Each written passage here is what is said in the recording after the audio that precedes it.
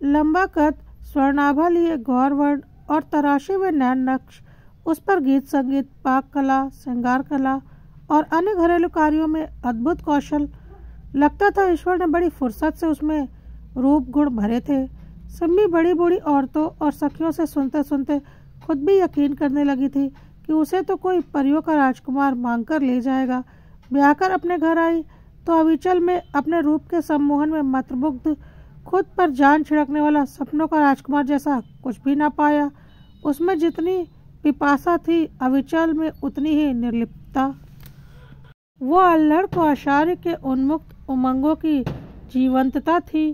तो अविचल अपने माता पिता के देहांत के बाद छोटी आयु में ही परिवार की जिम्मेदारियां संभालते हुए एक धीर गंभीर, साँचे में ढली शालीनता और कर्तव्य निष्ठा की प्रतिमूर्ति।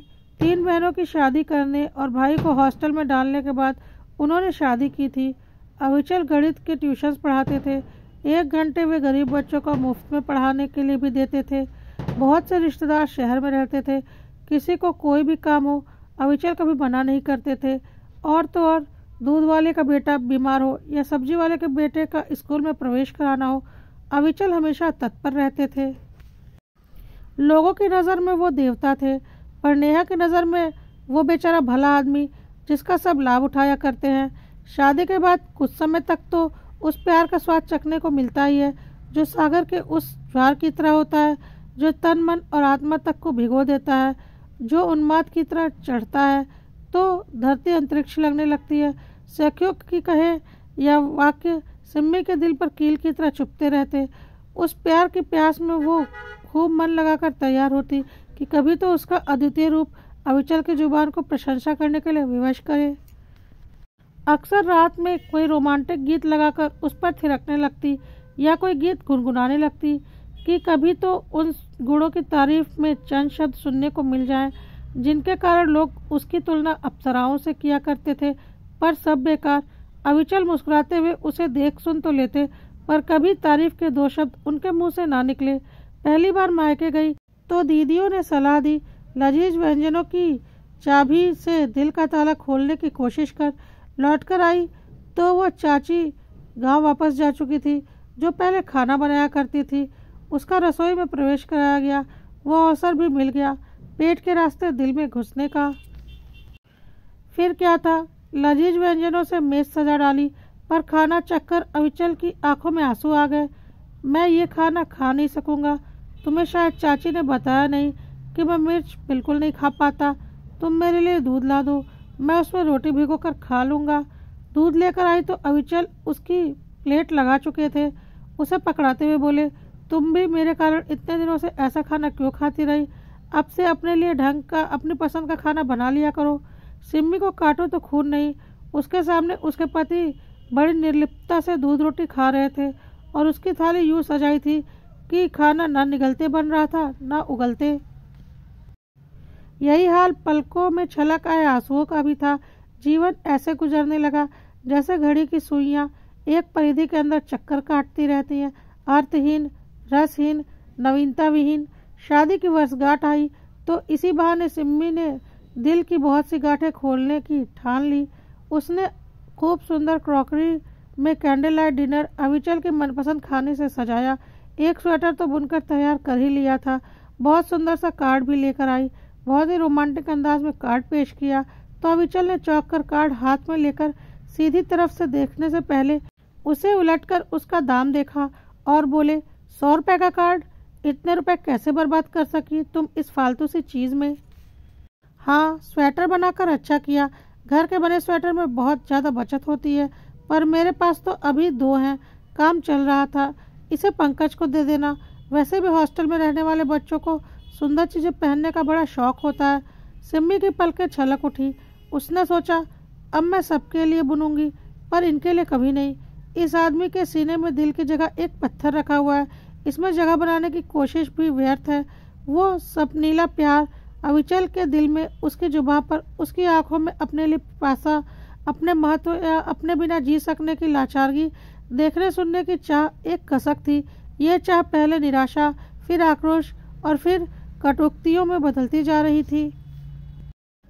अंतस में कैद ऊर्जा खीज और चिड़चिड़ेपन के रूप में बाहर आने लगी थी कि किसी नवागत के स्पंदन ने तन मन में उलक से भर दिया। डॉक्टर ने उसकी रिपोर्ट्स देखकर उसे एनीमिक बताते हुए खान पान की एक लंबी सूची पकड़ाई तो अविचल ने यह जिम्मेदारी खुद पर ले ली।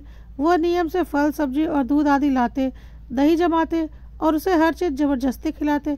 रसोई में जाते सिम्मी को उपकाई आने लगती थी तो अविचल ने कह दिया कि वो केवल इतनी ही मेहनत कर ले कि खुद ठीक से खा सके, इसलिए वो बस एक चटपटी सब्जी और रोटियां किसी तरह से बना लेती।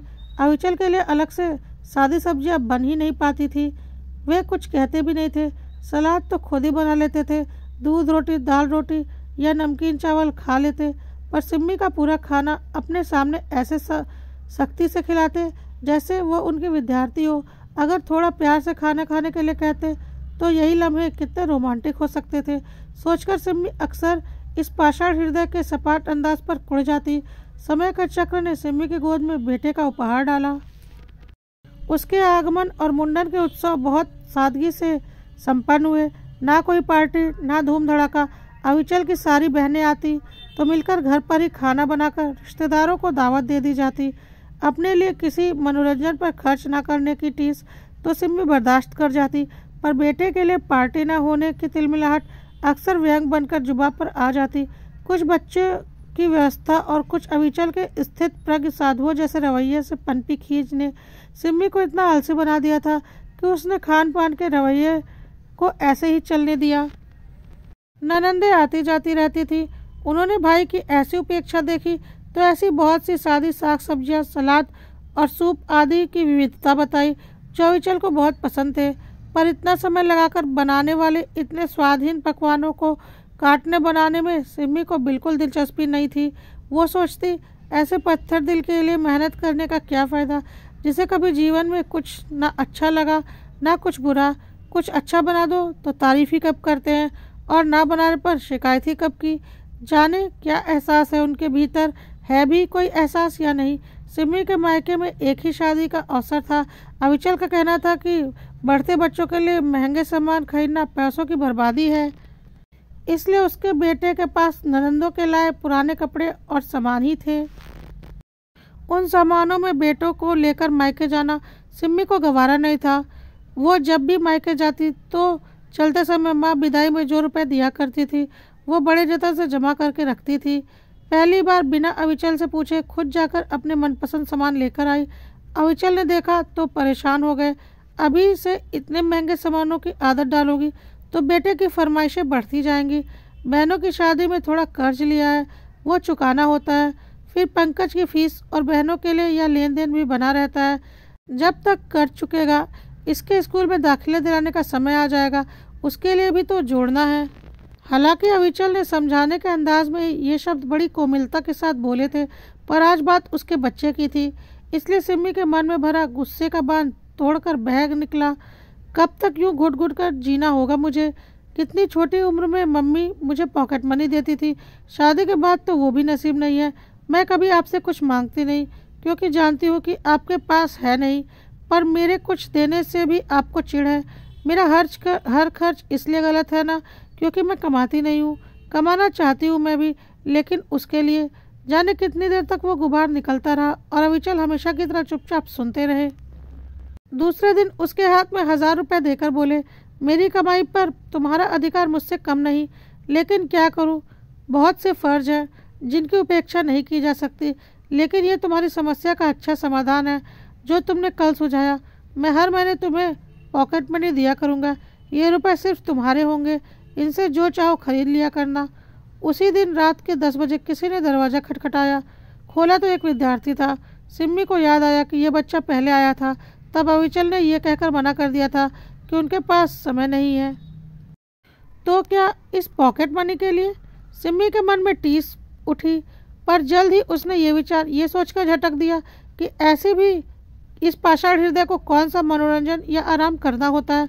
समय का पहिया अपनी गति से चल रहा था कि एक दिन कार्यालय से लौटते समय एक ट्रक ने अविचल के स्कूटर पर टक्कर मार दी। अस्पताल में आईसीयू में अविचल की हालत देखकर सिम्मी स्तब्ध रह गई। उसके तो हाथ पैर दिमाग सबने काम करना बंद कर दिया था। रिश्तेदारों और देवर ननंदों की संतावना उसके ऊपर आंसुओं की नदी टिक ही नहीं पा रही थी। बेटा कहाँ है? अविचल के लिए डॉक्टर क्या कर रहे हैं? कौन सी दवाइयाँ लानी है? उसे कुछ होश ही नहीं था।